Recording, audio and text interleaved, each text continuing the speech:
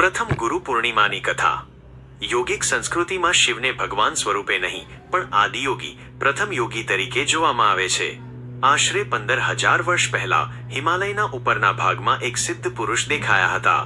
કોઈ જાણતું ન હતું કે તેઓ ક્યાંથી આવ્યા છે, તેમના પૂર્વજો કોણ છે, એટલે એમને આદિયોગી અથવા તો પ્રથમ યોગીના નામથી ઓળખાય છે.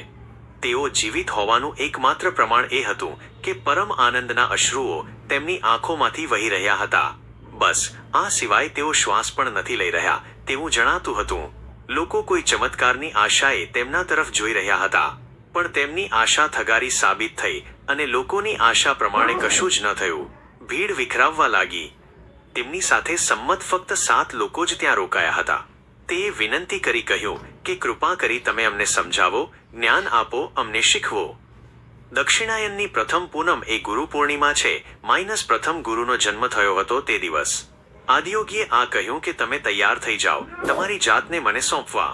આ કહેતાની સાથે તમામ 7 લોકો પોતાની જાતને તૈયાર કરવા લાગ્યા. દિવસો મહિનામાં, મહિનાઓ વર્ષોમાં, વર્ષો દશકોમાં, આમ કરતા કરતા પૂરા 84 વર્ષ જેટલો સમય વીતી ગયો. એક દિવસ કંઈક અદ્ભુત ઘટ્યું, અનોખું પરિવર્તન થયું. દરેક યોગીએ થોડી ઘણી ગોઠવણ કરતો રહ્યો, કારણ કે તેમનું શરીર પણ બદલાતું રહ્યું. આ 7 લોકોએ ચમત્કારનો અનુભવ કર્યો. તેઓએ આ 84 વર્ષમાં શું બન્યું, શું ઘટ્યું વિશે સંપૂર્ણપણે ભૂલી ગયા અને તેઓ હજુ પણ તૈયારીઓમાં લાગ્યા છે.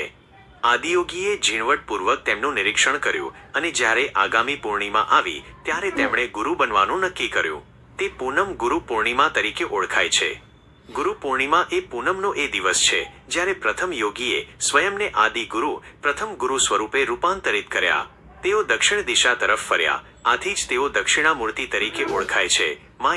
અને આ રીતે 7 શિષ્યોને યોગ વિદ્યાનું પ્રસારણ શરૂ થયું. આમ દક્ષિણાયનની પ્રથમ પૂનમ એ ગુરુ પૂર્ણિમા છે. પ્રથમ ગુરુનો જન્મ થયો હતો તે દિવસ. ગુરુ પૂર્ણિમા મર્યાદાઓથી પર થવાની સંભવિતતા. પ્રસારણ વિશ્વનો પ્રથમ યોગ કાર્યક્રમ કેદારનાથથી થોડા કિલોમીટર આગળ કાંતિ સરોવરના કાંઠે થયો હતો. જ્યારે આપણે યોગ શબ્દ પ્રયોજીએ છીએ ત્યારે આપણે શરીરને અમુક સ્થિતિમાં વાળવા કે શ્વાસની ગતિવિધિને નિયંત્રિત કરવા વિશે વાત નથી કરી રહ્યા. આપણે જીવનની વ્યવસ્થા વિશે અને સર્જનના આ અંશને સ્વયંને તેની સર્વોચ્ચ સંભવિતતા સુધી કેવી રીતે લઈ જવો તેના વિશે વાત કરીએ છીએ. માનવ સચેતતાનું આ વિલક્ષણ પરિમાણ અથવા તો વિશ્વનો ઝરૂખો બનવાની વ્યક્તિગત સંભવિતતા આ દિવસે મુક્ત થઈ હતી. ગુરુ પૂર્ણિમા માનવ જાતિના જીવનની મહાનતમ ક્ષણો પૈકીની એક ક્ષણની સૂચક છે.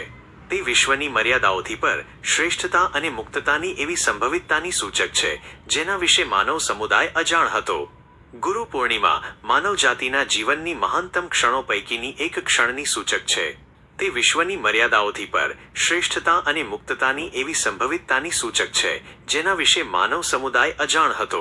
તમારી આનુવંશિકતા ચાહે ગમે તે હોય, તમારા પિતા કોણ છે, તમે કઈ મર્યાદાઓ સાથે જન્મ્યા છો, તેની સાથે તેને કંઈ લેવા દેવા નથી. તમે તે તમામ મર્યાદાઓને ઓળંગીને આગળ નીકળી શકો છો જો તમે તેમ કરવાની ઈચ્છા શક્તિ ધરાવતા હોવ તો.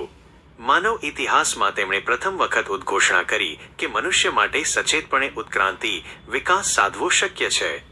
ગુરુનું મહાત્મ્ય. ગુરુ એ જીવનનો દિવ્ય માર્ગદર્શક છે. સંસ્કૃતમાં ગુનો અર્થ છે અંધકાર અને રૂનો અર્થ છે તેજ અથવા પ્રકાશ. એટલે કે ગુરુ એ તે છે જે જ્ઞાનરૂપ પ્રકાશથી અજ્ઞાનના અંધકારને દૂર કરે છે. જીવનમાં માતા પિતા શારીરિક જન્મ આપે છે પણ ગુરુ આત્મિક જન્મ કરાવે છે. ગુરુ વિના જીવનું પરમ લક્ષ્ય મેળવવું મુશ્કેલ છે. ભારતીય સંસ્કૃતિમાં ગુરુને ભગવાન જેટલું સ્થાન આપવામાં આવ્યું છે. ઋષિ મુનિઓના સમયમાં ગુરુકુલ પદ્ધતિ હતી જેમાં શિષ્યો ગુરુની પાસે રહીને શિક્ષણ ગ્રહણ કરતા. ગુરુ માત્ર પાઠ ભણાવતા ન હતા પણ શિષ્યના જીવનના દરેક ક્ષેત્રમાં માર્ગદર્શન આપતા. ગુરુ શિષ્યને વિદ્યા ઉપરાંત સંસ્કાર, આધ્યાત્મિકતા અને કર્તવ્યનો બોધ કરાવતા. સંત કબીર સાહેબ કહે છે, ગુરુ ગોબિંદ દો ખડે કાકે લાગુ પાય, ગુરુ બલિહારી આપને ગોબિંદ દિયો બતાય. અથવા એટલે ગુરુ એ છે કે જેના દ્વારા ભગવાન મળી શકે છે. ગુરુ જીવનમાં યોગ્ય દિશા આપે છે, સંકટ સમયમાં આશા આપે છે અને શાંતિ માટે માર્ગ બતાવે છે. ગુરુ શિષ્ય સંબંધ શ્રદ્ધા, ભક્તિ અને શિસ્ત પર આધારિત હોય છે. ગુરુની કૃપાથી જ શિષ્ય આત્મજ્ઞાન પ્રાપ્ત કરી શકે છે.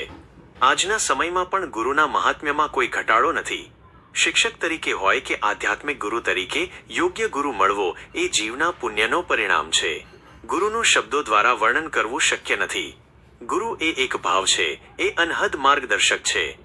ગુરુ પૌર્ણિમા જેવા પર્વ ગુરુના ઋણ સ્વીકાર અને ભાવપૂર્વક નમન માટે ઉજવવામાં આવે છે.